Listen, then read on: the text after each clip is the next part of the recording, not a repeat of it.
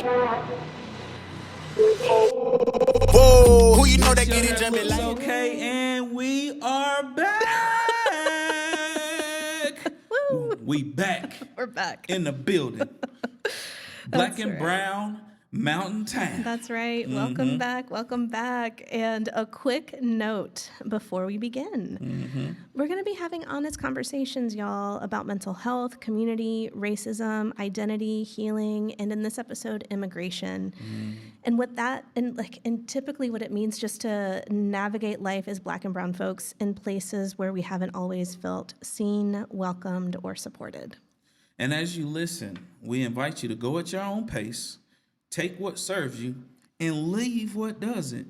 Pause, stretch, grab some water, take a walk, listen to the podcast while you walk, or come back and listen to it another day if you need to, because caring for yourself is always welcome here. That's right. And while we'll share stories, insights, and reflections, this podcast is not a substitute for therapy or mental health care. If you need support, we encourage you to reach out to trusted people in your life and check the show notes for mental health resources. Let's get it started. Let's get it started in here. Bienvenide. Bienvenides. I'm getting it now. I'm cooking. You are. But yeah, as Philip was saying, welcome back to Black and Brown Mountain Town, and we're your host. I'm Paulina. And I am Evangelist Philip Cooper, but you can call me Coop. That's right. That's right. And here we believe that healing happens in therapy offices, around kitchen tables, in churches, on front porches, community events, mutual aid spaces, and in conversations with people we trust. Period. And hi, welcome to Paulina being chaotic today, apparently. Chaotic is welcome here. Thank you. Chaotic, it's not chaoticness. Chaos? Oh, yeah, damn. You see, I meant dang, my bad. Okay. But I just daggone complicated the whole word. That happens in life, too. Like, people will go to complicate something, and it was like a four-letter word. I was finna say chaoticness. You know what, though? That works too, because language, we invent words and language evolves and we get to evolve with it, right? Let's evolve then. Let's evolve. Chaoticness. Chaoticness. This is the day for chaoticness. I want all the smoke. No, I'm just playing. No, please. No smoke. No No smoke. smoke. We come in peace. Shalom. Shalom. So the theme for today is how the systems we live within shape our relationships and what communities teach us about belonging, and that's where we was at last week. And we went on this this mental health. What is mental health piece? And as we talked about mental health, we wanted people to know, like, it is important to talk about, if a person has a diagnosis and their willingness to talk about their diagnosis, because that's legit to be able to talk about that and have people where you're safe to talk about it and get the clinical care that you need, because clinical care is important. And we want it to be able to impact stigma by talking about mental health beyond what some would call mental illness. That's right. And toward the end of that episode, we started exploring cultural narratives, right? And we were talking specifically about how they come up in the Latina community. And of course, that's not to say that they don't come up in other communities, right? But we were focused specifically on that. There are also similar narratives in Black communities, in queer communities, in Appalachian communities, and again, any other community. And we want to acknowledge that every community carries stories, values, and histories that shape how we relate to one another. And when we got to immigration, that was the thing, and I appreciate that with this podcast, how we do this thing, man, because we ain't rushing through nothing. No. We ain't finna rush. And when we was talking about relationships and the role that relationships play on a person's mental health, and we got down to one particular situation with relationships and families, and we talked about how immigration can impact the family unit. And I was like, hold up now, that deserves its own conversation, because that's a big old topic with a profound impact on relationships, mental health, and our communities, especially in the mountain town, because there's a lot of Hispanics that live in the mountain towns, and we wanted to give it the time and the care that it deserves. Yeah, and I want to lift you up for saying that. You're like, whoa, immigration, this is big. Can we pause here, right? So thank you for seeing that, right? Yes, ma'am. And I appreciate that about this podcast too. and just acknowledging like we're talking about really big, nuanced topics. And so like while we are trying to take our time and while we are trying to slow down, we're really only scratching the surface, and like there's some intentionality to that because we are not the spokespeople for our For all people. communities. We're not, right? Like we don't want to like offer the final word on these conversations, right? Our hope is just to be able to speak from our own lived experiences, from the relationships we've built and what we've learned along the way.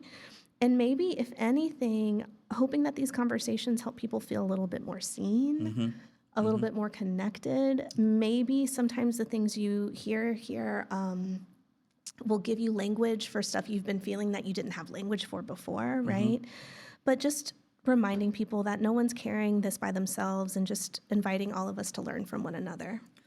And at the end of the day, you know, this podcast is really just two black and brown change agents out here being a voice for the people who happens to be mental health practitioners, you know, a licensed clinician and a certified community health worker. You know, we out here in these streets. You ever say street? Is it streets or streets? Sometimes I say it's streets. You can say whatever you want. I say it's we out here in these streets in this mountain town. But yeah, we don't have all the answers, y'all. But we do believe that connection is a big part of healing, and we're grateful. We're grateful that you're here with us. We are, and grateful that y'all are here holding me in my chaoticness. So thank you. She ran with the word, y'all. I'm going in the dictionary. I did. Chaoticness. That's right. That's right. Yes. When systems enter relationships. Yeah. So again, kind of thinking back to our episode, like last week, yes, the last episode that you will hear, we were talking about relationships, and we were talking about like attachment and that, you know, that kind of thing. And I'm a politicized therapist, right? Like that's not something I've like said explicitly. And if you hear the way I talk, you're hearing me talk about systems, you're hearing me talk about institutions. And that's because I know that no one exists in a vacuum. Come on. And I know that the systems we live in impact our well-being, our mental health, et cetera, right? So when looking at the conversation of relationship, and ending with immigration, it's like, all right, now we're talking about how systems impact relationships ultimately, right? And so when it comes to the climate that we're in now, and also I want to be vulnerable for a second and say that, you know, as a brown, queer immigrant, I do feel like this sense of responsibility to try to speak to the best of my ability to these topics. And back to what we mentioned, like just know that we're not going to get to everything, and thank you in advance for your grace and patience for that. But just know that like the intention that I'm coming with is to just try to speak on it, right? Yeah. But like when we look at the climate that we're in now, I'm curious, like when I ask the question, like how does chronic uncertainty shape relationships? What comes up for you? Chronic uncertainty, like it doesn't equate to mental health. It doesn't equate to a healthy mindset because it's chronic, right? Chronic itself means that this right here is serious, right? And so uncertainty for me in my life has always been something that would make me act out because I have no control at all. Now, it's okay to be powerless, but when we're talking about chronic uncertainty as it relates to a topic such as this, as it relates to my freedom, as it relates to access to my family, and it's chronic uncertainty, it shows up for me like wanting to act out, wanting to break down, wanting to hide, wanting to sleep for a long time, hopelessness.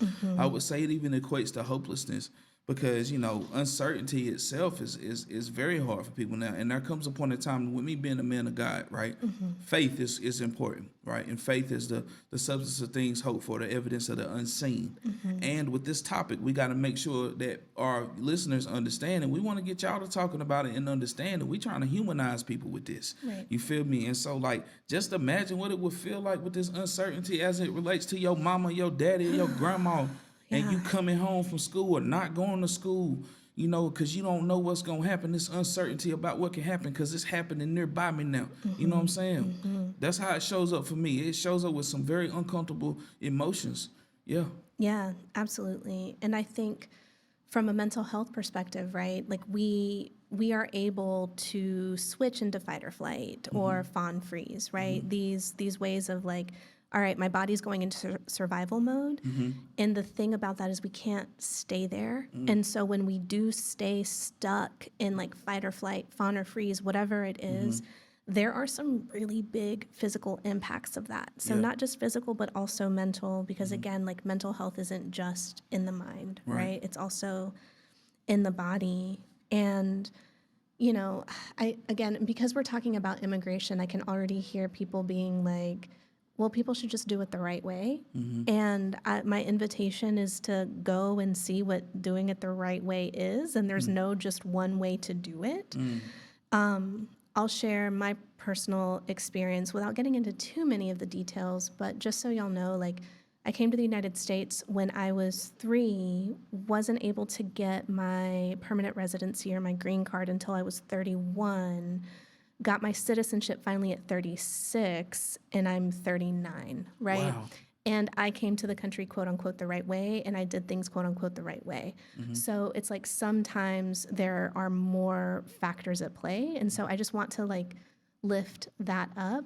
I also want to say that just because someone is undocumented here doesn't mean that that makes someone bad. Yeah. So yeah, I'm like, I don't want to get too in the weeds with it. And again, I feel this pressure to do this topic justice. And I also just, yeah. Yeah. Well, Jesus was an immigrant. You know, like at the end of the day, and I love Jesus. It's something about the name Jesus. Let me not get too preachy, but You can do whatever you want. and like remembering that it doesn't make a person bad. And I'm gonna go back and I'm gonna share about this. And I've heard people say do it the right way and you should go about it this way. I don't usually weigh in on that because, like, I'm gonna tell you something. For me, I know what it's like to be oppressed, and I'm not about oppressing anybody. Period. I'm not about it. Oppression, no. Nobody gets oppressed. If Nobody. you're nearby me, I want to stop you from Right. being oppressed. If you're evil, you oppressing yourself, right? But let me slow down. So like, slow down. But looking at this and understanding like my experience that I had when I worked at the community college, I was a designated school official, fam. Okay, Yeah. like I got out of prison. I got a job at the community college a couple of years after I had been out of prison. Got my degree from there, and I was a designated school official working with international students. You know, I'm operating inside of the system called CVIS. This is what you use like when they're submitting their documentations for, I think it was F1 visas, right? And I seen how bad people was wanting to get over here so that they can have an opportunity. I seen how bad it was. One of them had become a friend, like I had befriended, and I learned about their situation and the cries whenever they couldn't afford everything that was needed because they had to produce a certain amount of funds or income Right. or show that they had a certain amount to be able to come into the country. Right. And just remembering those tears and that cry, like it was like a really, really strong cry, and it was like a hopelessness because they couldn't get over here away from the situation that they were in. And their family was trying to piece it all together so that they Right. could come. And so I can see why a person would want to get over here by any means necessary to have an opportunity to live, to have an opportunity to provide for their family, you know. And so, like, if a person is undocumented, you hearing straight from Evangelist Philip Cooper, I'm not looking at you as no bad person because it don't make you no bad person, you know. But I appreciate you naming it because we're healers, man. Heal people, heal people. Yeah. And I'm like, before I go, I'm like, let me not go on. Hey, I I'm knew it was gonna be like. That's why I listen. said we're gonna do this segment. I said it, fam. Like, listen, immigration is gonna get the time that it needs. Yes. I'm like, before I go on another side quest, let me bring myself back. Let me feel my feet on the ground. Breath work.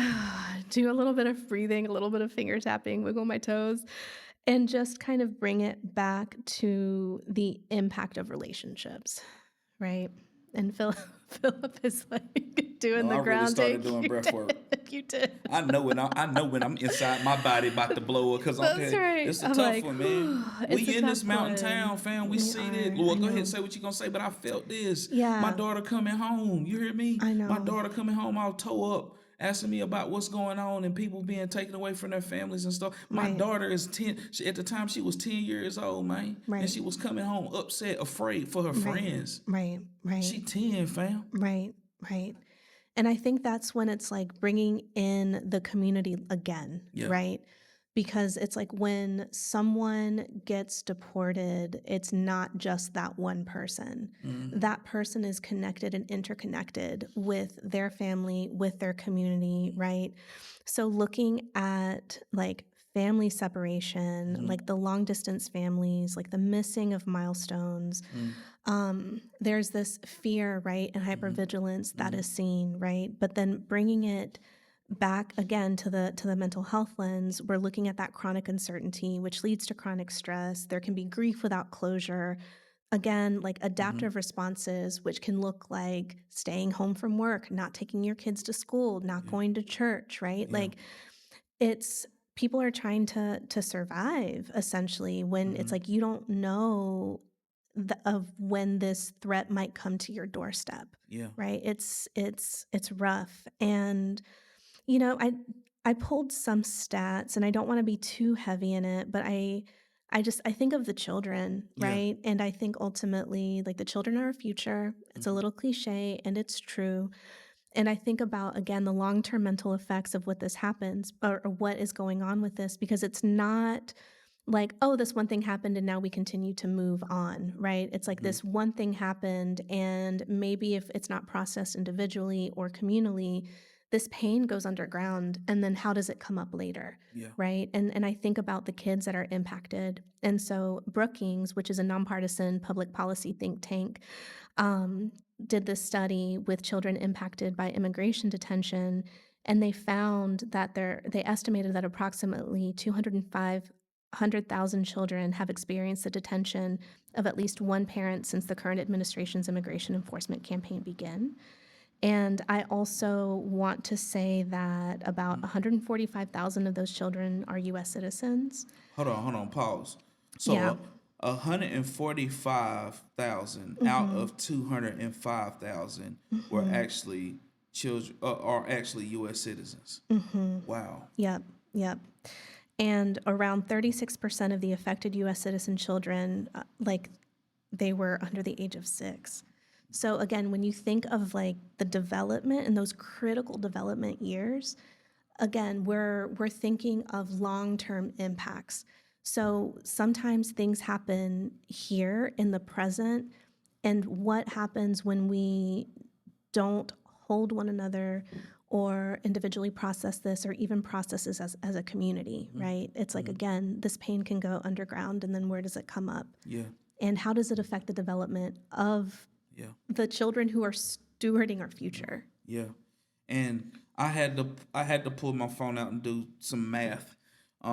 70% of the ones who had experienced the detention of at least one parent, 70% of them are U.S. citizens. Yeah. And these are the children that are impacting your children. That's Because right. they go to the same school. That's their friends. And it's like, I ain't on here to try to politicize nothing.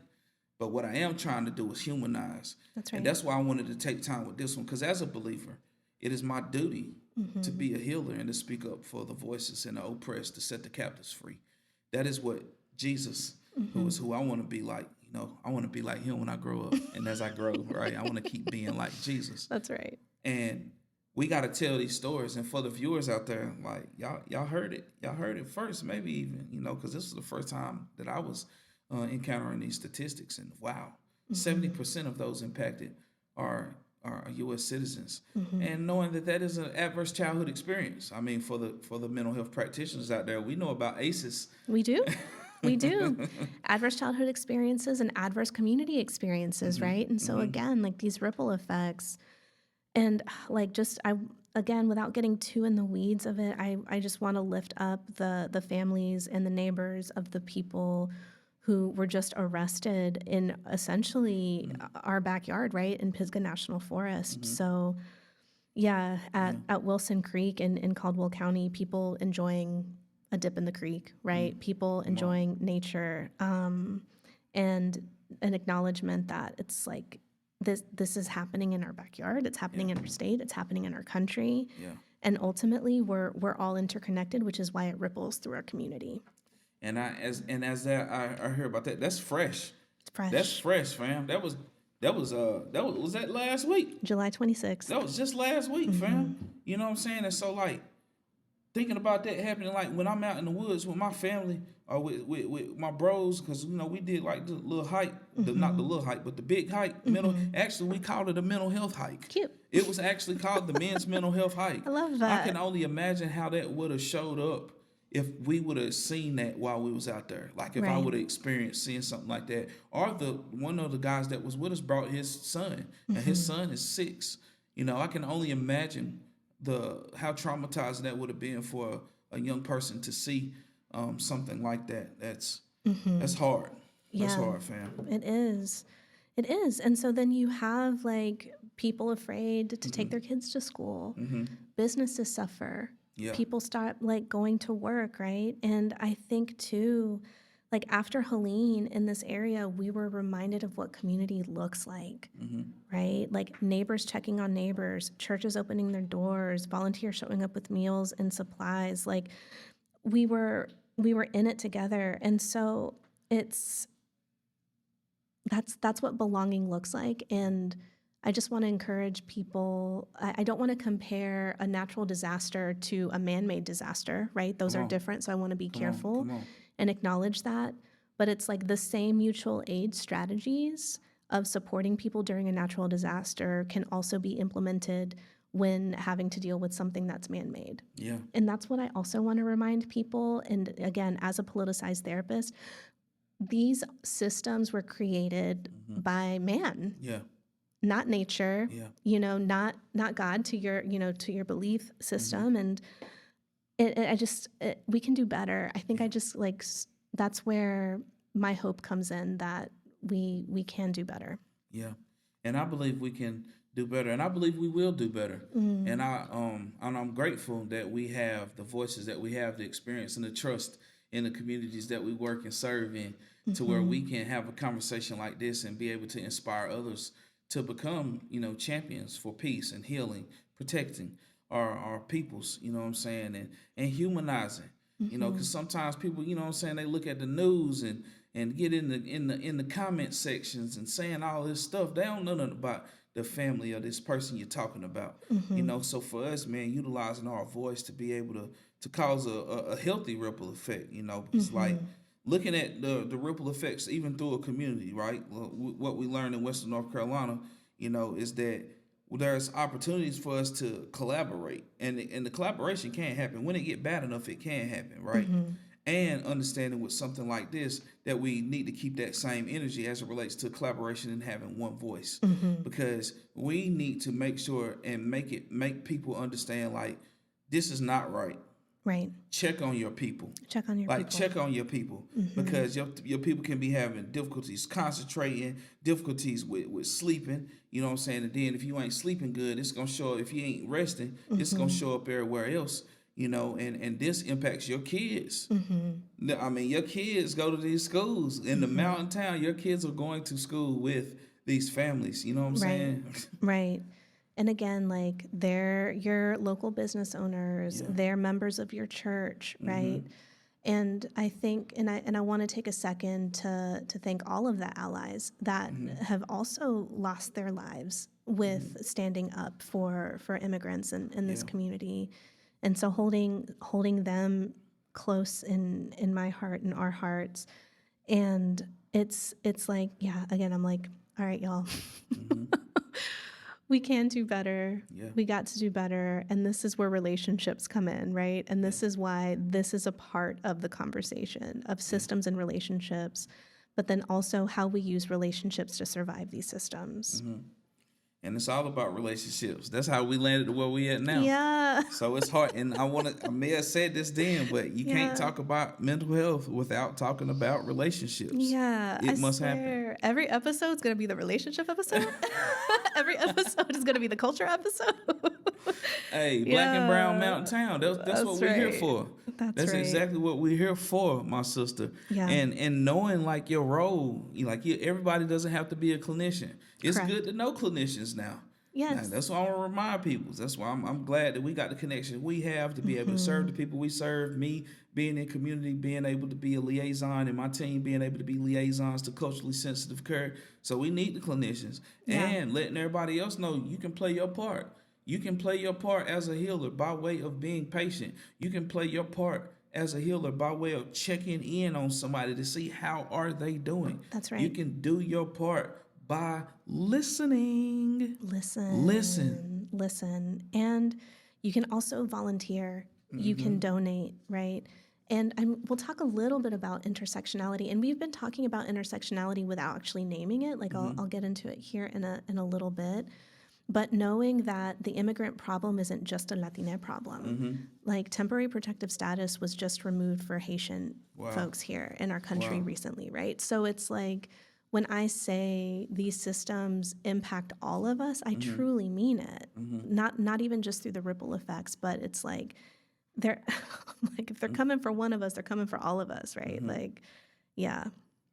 So tell me more about this. Tell me more about the one about you said it lifted on the Haitians. That's one I see. I ain't been keeping up with the news, and that's the other piece too about having checking on people and being in the know, not like overly focused on things, but that was something I'm just now learning about. And the day is when we recorded this is July the 31st, the last day of Mental Health Awareness Month. Oh, we did it. We closed out Mental Health Awareness Month.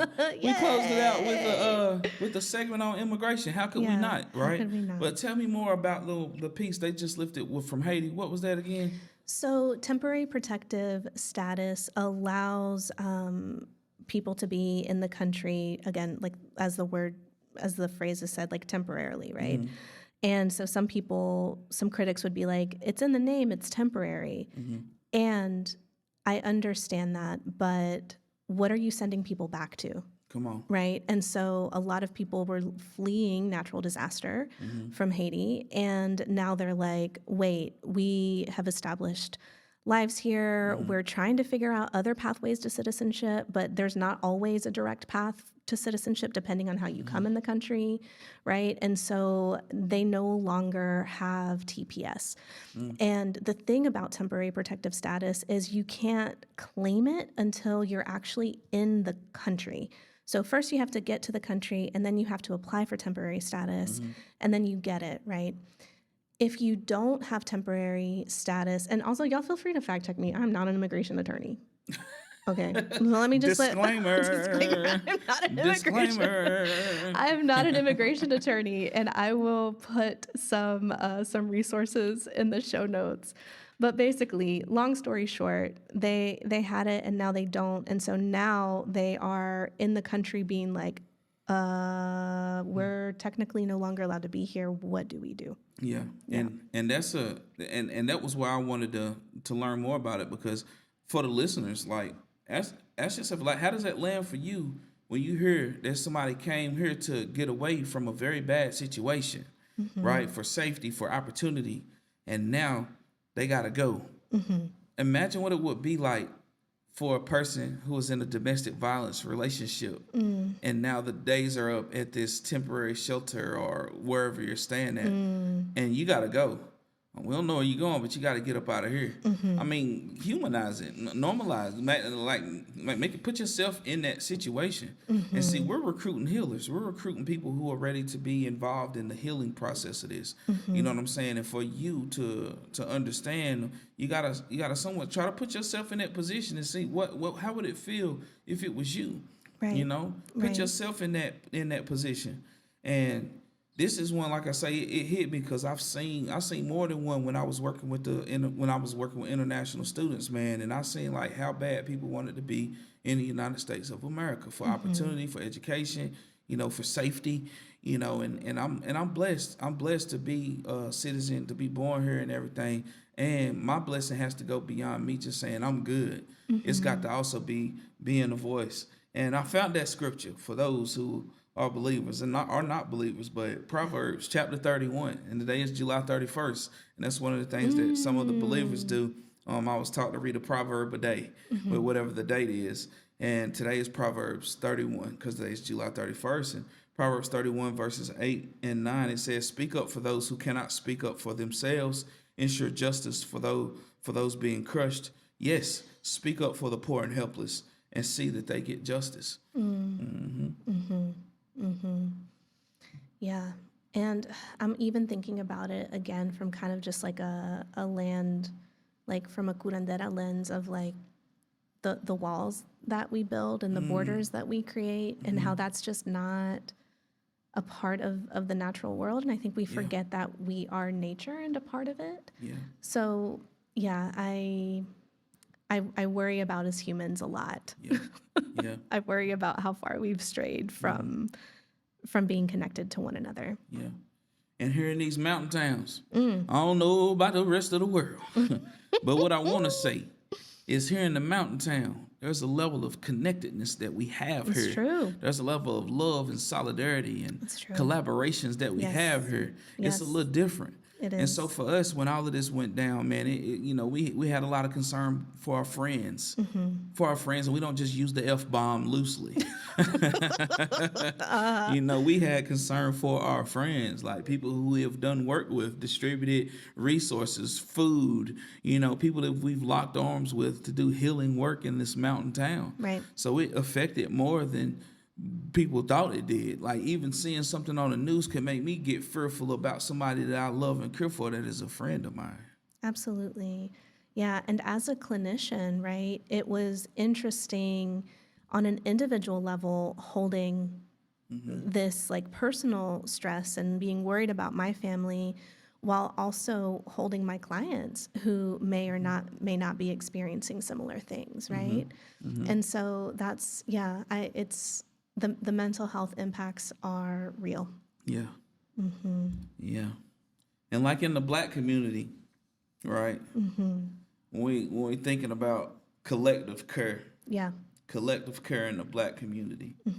So I'm optimistic about Mountain Town Black people. Me too. I'm optimistic. And what I will say is that it's a little different in mountain towns than other places. And I was just having this conversation with some fellow Black Appalachian leaders this week, and we were talking about, reminding people that Black people are in the Appalachia. Yes. Because a lot of times people don't know that we're here. We're here. Like, we here. You know what I'm saying? Yeah, we're here. And, the church, the role that the church plays. And for the church to be able to play that role, the church has to be equipped. And the church has been playing that role and evolving. Like we have to evolve. And so as a street preacher myself, and I'm looking at the church and the church being a part of the collective care, opening up their space for a healing space. Like even like Southside Healing Centers at Brown Temple, there has a cookout over there today with resources out. The church can truly, truly be a resource for collective care, hosting trainings. The church has people who like to volunteer. So that's one thing that I will say from the Black church that we can learn as it relates to how we operate in the mountain town, specifically with the church. And also, I see on here one of the quotes that you had, joy as resistance. Joy is indeed an act of resistance. Yes. And as it goes back to the church, like we have to choose joy. Like when we say the joy of the Lord is our strength, that means we have to make a decision. Like we might not feel like it, but we have to choose it because it's bigger than what's going on in my right now. And to that, like joy as an act of resistance is not, it's not to be frivolous. It's not toxic positivity. Yeah. It's being like, we live under oppressive systems and we're choosing joy in spite of it. Come on. Right. And so I just want to lift that up as well. Of course, not everything can be joyful. I'm like, can everything be joyful? I don't know. I would like for everything to be joyful. Yeah. Of course, we don't always experience joy, right? But what is it like when we make that active decision to try to seek it or to try to cultivate it? And the biggest word you said only had 2 letters, we. You know, because there's power in we. Yes. There's power in we, like going to collective care. Yep. You know, there's power in we. And that's where the joy comes from when I know I'm not alone. Mm-hmm. You know, no matter what the storm is that a person may be facing, to know that I'm not alone, that can also give me hope. And another thing that I learned in what I teach as a soul shop facilitator is a Christ-centered suicide prevention training. But we talk about how, you know, suicide happens when people feel alone and they lose hope. And if the church, out of all places, can't be a place where no one feels alone and no one loses hope, then that church needs to close its doors, if you ask me, you know. But the power is in the we. And I appreciate you mentioning, you know, it's not joy is an act of resistance with toxic positivity. Correct. No. No. We ain't doing it like that.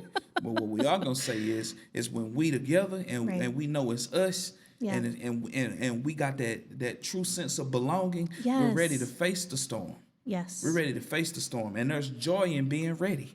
You know what I'm saying? Yes. Versus getting caught off guard. Like I'm not happy that I have to go to war. Well, you know, or I'm not happy that I'm going through what I'm going through. But I have joy because I'm not going through it by myself. Not going through it by yourself. And so again, like, listeners, reminder, you're not alone. It doesn't matter what you're going through. You are not alone. I promise you. There's at least one other human being on this planet with a lot of human beings that has a similar experience as you. Yeah. That's right. Not alone. And it goes right back to what we were saying before. So, you know, as we talk about mental health, you know, mental health, you can't talk about mental health without talking about relationships. Correct. So, and y'all gonna consistently hear us talk about that. And hopefully there's a viewer here that has been isolating and they hearing us talk about these relationships. The next thing you know, they're looking up, where are these support groups? I'm gonna go check one out. Since they keep on telling me I'm isolating. Then they go get them some friends. Next thing you know, they're going to play bingo. And they're baking Okay, bingo. no bake chocolate chip cookies. Where they at though? Where they at though? No, I'm like, where are the chocolate chip cookies? Actually, you were talking about Krispy Kreme earlier. We are not sponsored. Y'all want to sponsor us? Oh, listen. But yeah, no, and it's interesting too. Like, some of the unique relationship dynamics that can cause, like, that can come from immigration or migration, right? And I think that there's also some strength in that. So there are long distance families that can happen, and I think this is obvious, but just to say, like, there are mixed status families, right? So there are some people who have documentation, some people who don't, and like anything in between, right? So sometimes it can create long distance families. Sometimes what we see is that folks are working really hard to send money back home, right? Like, that's also something that happens. And that can sometimes cause, like, a pressure to succeed, or like having to live between two cultures, right? I constantly see clients kind of navigating that. I navigate that, right? Like, I was raised like very Mexican, right? My parents were just like, you are Mexican, you will speak Spanish. And I was like, yeah. And I'm also very American and I'm very Southern, right? So it's like having to navigate all of these different cultures. And there can be a lot of beauty in that too. And I gotta say this too now, and shout out to the Western North Carolina Health Network. Shout out to them. Shout them out every episode. It probably has been every episode. It probably has. Because every time I think about how many groups you represent, like, it always makes me remember the Western North Carolina Community Health Network. Because you also represent queer communities. I do. And being able to have that lived experience and speak to that a little bit. Tell them a little bit about what that's like. Yeah. So I am queer. I think we've touched on that a little bit. But I think, again, when it comes to queer community, like, I love us, y'all. Like, I love queer folks. I love us so much. And a part of it is what I love about being queer and my queer friends and my queer community is that we've gotten to choose our family in a lot of ways, right? Like, I am very fortunate that my parents are very supportive, and that's not the case for everybody. And especially when we start, again, looking at the intersecting identities, right? Like, being queer in Black and brown communities, it doesn't always go smoothly, right, for folks. It doesn't always go smoothly. So sometimes when you're ostracized from the community that you grew up in, you have to find your people. And I think there's a lot of beauty in being able to have really intentional relationships, to have that community care, and to create intentional spaces of safety. And I love us. And I also, like, again, I think I talk about how I'm afraid for humans a lot, but I'm also really hopeful for us. And I think that there's a lot that can be learned from the sense of belonging that queer communities can create. Yeah. And when you talked about that intentional relationships and talked about chosen family, I say that can show up in any oppressed group of people. Like whether it's using the word community or what, but like any oppressed group of people will tend to develop a chosen family in order to survive the oppression. And it goes right back to what we were talking about before with joy. And we was talking about like the power of we. And people will find their tribe. And if you don't have your tribe, my hope for you, my prayer for you is that you will find your tribe. Because life is way better when you have a tribe. Not saying you got to have tons of people, because you may have a situation where you was harmed by somebody, betrayed by somebody, so now it's hard to trust. Ease your way in, homie. Ease your way in, but you got to have a tribe. And that intentional relationship, being intentional, take your time, but engaging with people and not going through things alone, and then start establishing that chosen family. For me, it's like being a person that's in long-term recovery. You know, for me, that means that I haven't used a drug. You know, I ain't got high since January 16, 2009. You hear me? And most of the people that I deal with, my sister, are in recovery. That is my chosen family. That's right. Most of them are in recovery, and they became my chosen family because they understand where I come from. They understand what it's like to be the black sheep. They understand what it's like to be counted out. They know what it's like to have a criminal record that keeps you from being able to get your dream job. And speaking of dream job, I seen a post on Facebook yesterday, and somebody was talking about how even though they're doing all of this good work, their record is keeping them from being able to do something that they want to do. And it made me reflect on, can you believe, guess what it is that I wanted to be? So counseling was something that I wanted to be when I got out of prison.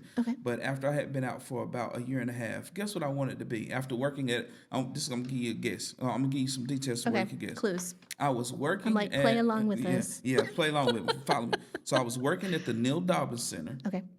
And I was working as a case manager at the time. And I had found a different profession that I wanted to go to school for, but I couldn't do it because of my record. See if you can guess. Social work? Nope. Damn. Social work was sweet. That's the one that's the welcoming one. Yeah. One more guess. The pressure.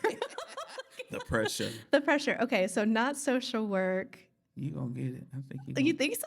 I was working at a crisis unit. It was think about what other professions work at a crisis unit. Oh, okay. First responder stuff. Kind of. Dang. Okay. You there? A nurse. A nurse. I wanted to go to nursing school, fam, because I really like to. I really like to help people. I'm hands on, big heart. You know, I can get nerdy at times, to be honest. And I was finna go to nursing school. Shout out to the nerds, by the way. Shout out to the nerds. Yeah. Shout out to the nerds. You're such a therapist. You are such a therapist, fam. I'm also a nerd and a weirdo. So I'm like, shout out to the nerds and the weirdos. Let's go.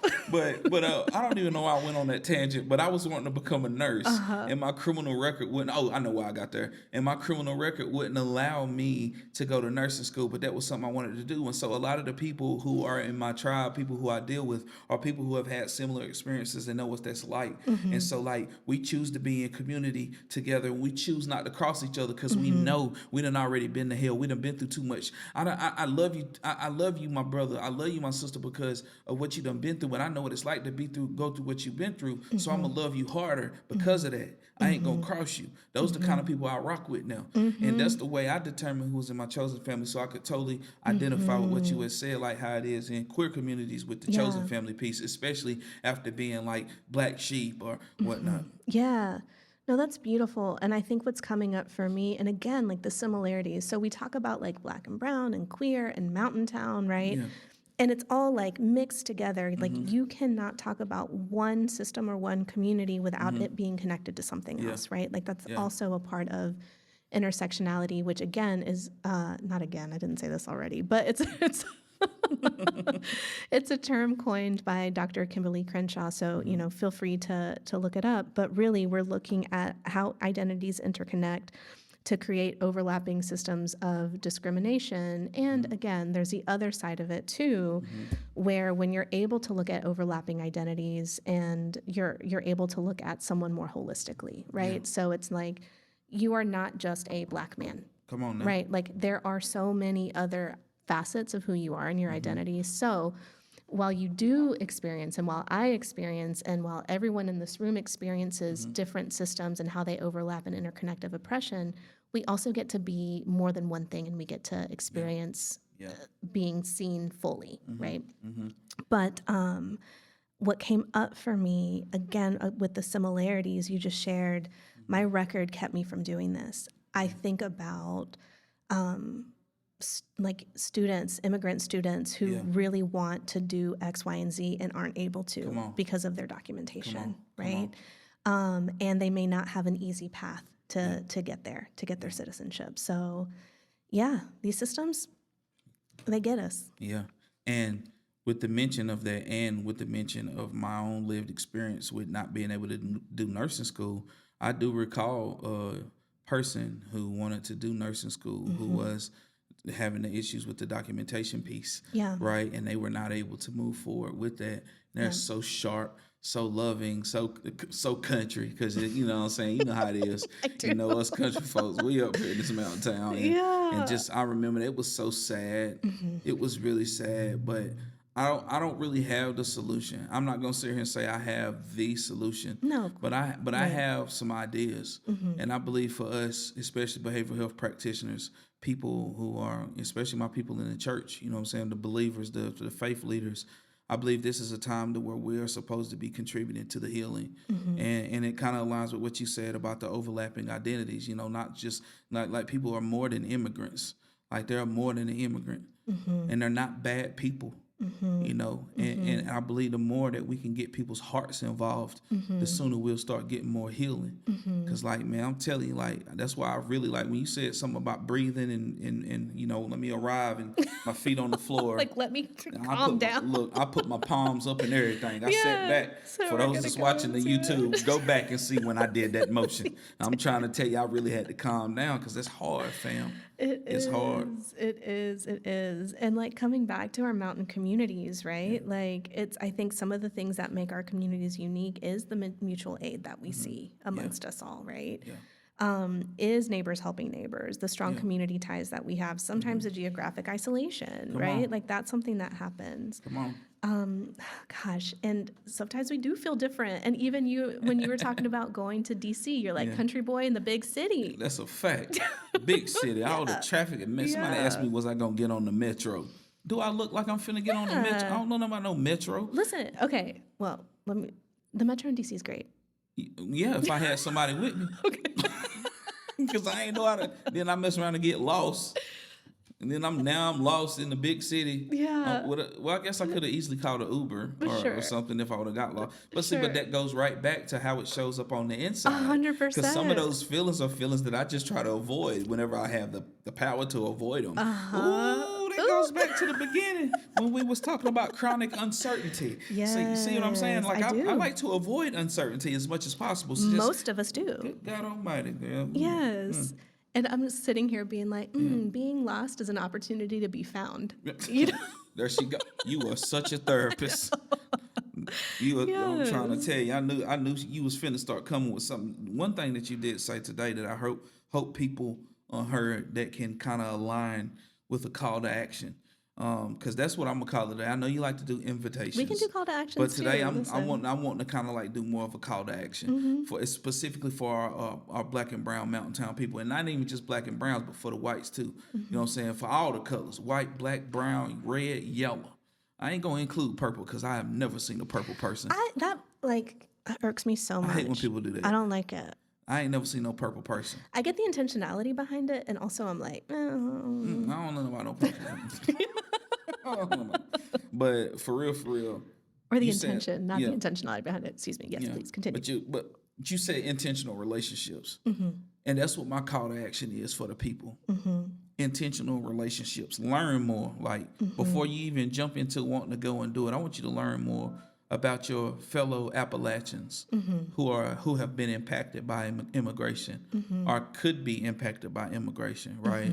That is my call to action for you to learn some more and then be an intentional relationship. It ain't like you got to be best buds, but learn a way to support, learn a way to show up. Yes. Create more solidarity and healing. And that call to action, not saying it's just for Christians, but for the Christians, that is your homework.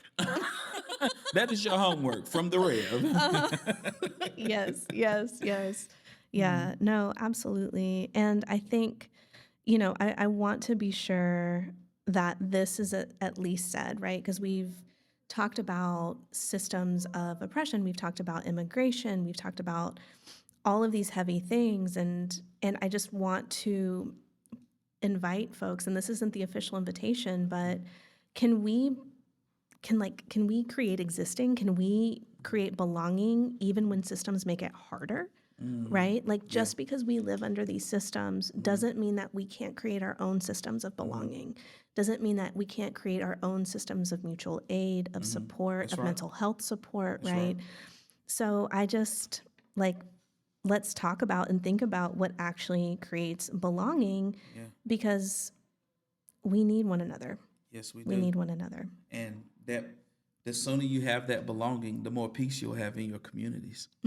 You will have more peace in your communities as soon as that belonging is tapped into. Even with the mass shootings and everything that has been going on, even there was a shooting in Burke County last week, Morganton, right? But when people feel like they belong, then they take ownership of their community, and they won't want to cause harm in their community. Right. They would want to embrace and scale up the healing in their community. So the sooner people are able to tap into that sense of belonging, what creates belonging, Right. And it can exist. It can definitely exist when systems make it hard. I mean, look at gas prices now. Look at everything. It is hard right now. It's hard right now, y'all. Everything is so expensive. What? Yeah. Sorry, go ahead. No, I was just gonna say when I leave from here, I'm going to the what is that called, the food market. I'm finna go to the market when I leave from here. And I hope they got them sweet potatoes down there too, because they had them good sweet potatoes, them apples, and lime. I matter of fact, last time when I left, I made some homemade. You remember I called y'all so excited about making my homemade what's it, salsa? Yes. With the onions and cilantro. Yes. And, Also, we gotta stop talking about food on these episodes. I mean, look at what time we recorded. I'm like, what time is it? I'm like, it's food time. It's food time. Oh, me sitting here hungry. But yeah, so yeah, think about what helps you feel like you belong, right? Yeah. What would belonging feel like for you, and can you cultivate that with some for some other folks? Yeah. And I think, and I don't want sometimes mental health and healing is looked at as a privilege, right? It's you have to be in a privileged position in order to be able to access healing. And while there can be some truth to that, their other truth is that healing and being on this planet and being a part of a group and belonging is your birthright. Come on. So again, wow. That was good. Can you say that again? Can you say that one more time? So let me tell you. Okay, so this thing happens with therapists, right? I don't know if other therapists. Sometimes we say something and it might be the most powerful thing, Dynamic. and it's say it again. It's I don't know what I it just came out. The aura. The spirit moved me. Yeah, the spirit. That's right. No, but belonging, being on this planet, learning, healing, is your birthright. Is your birthright. Is your birthright. And I'm sorry that we live under systems that make it more difficult to access that. So again, we have to intentionally create systems where we do belong and find the spaces and find the cracks wherever we can to give ourselves a little bit of that breathing room. That's right. And I believe the sooner people understand the power of belonging, right, at that point, they're going to be able to tap into the relationships the way that we need them to.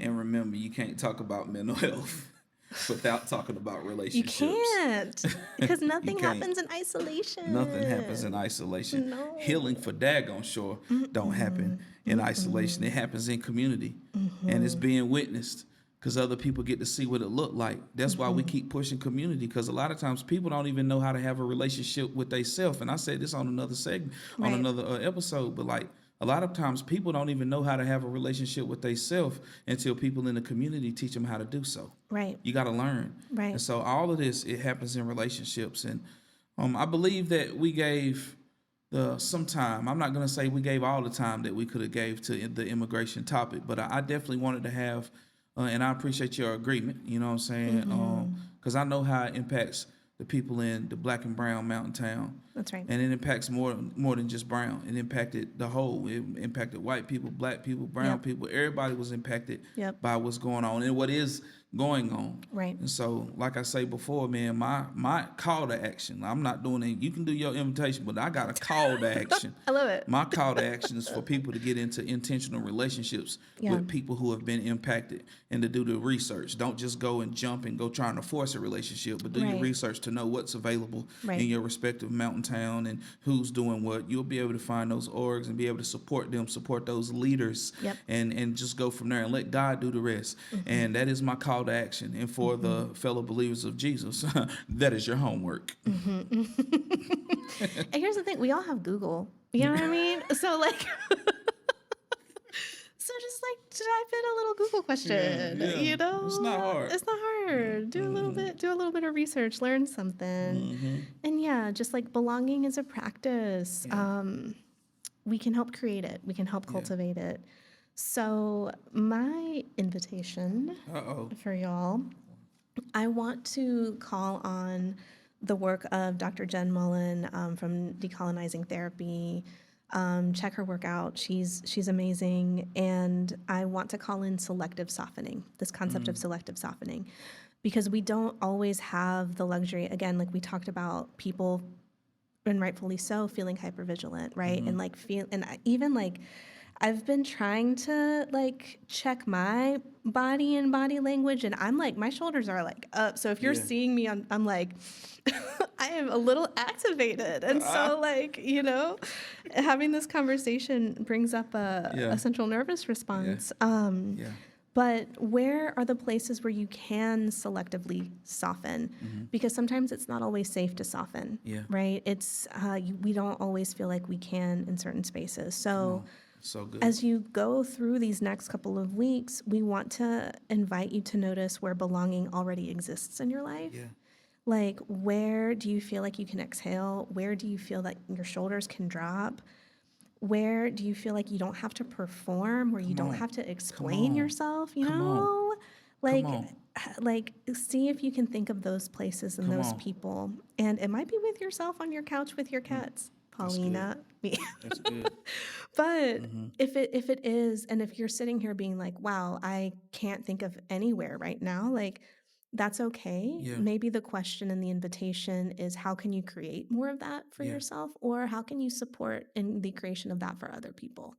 Right. So that's my invitation. That was good. About the selective softening. Where can you selectively soften? That was good. And if you need some feedback from us, you can always reach out directly on Black and Brown Mountain Town. We appreciate the people who have been engaging with the content on the social media platforms. Thank you. So we would love to be able to provide you some insight, guidance, you know, to where some ideas, you know, to how you can get activated. So today was a good day, my sister. Listen, today was a good day, and reminder, we can't always choose the systems we live within, but we can choose the community we help create. And for me, that is where the hope lives. And additional resources around immigration, as well as some places you can donate to, will be in the show notes. And we release these every 2 weeks. You can follow us at Black Brown Mountain Town on the socials. Rate, review, subscribe. Thank you. You know how we do. 5 stars, please. 5 stars for the Black and Brown Mountain Town. Whoa, who you know that get it jumping like this? Look, anything I touch just go, they call me Midas. Pull up to the function and I get it right. Just follow the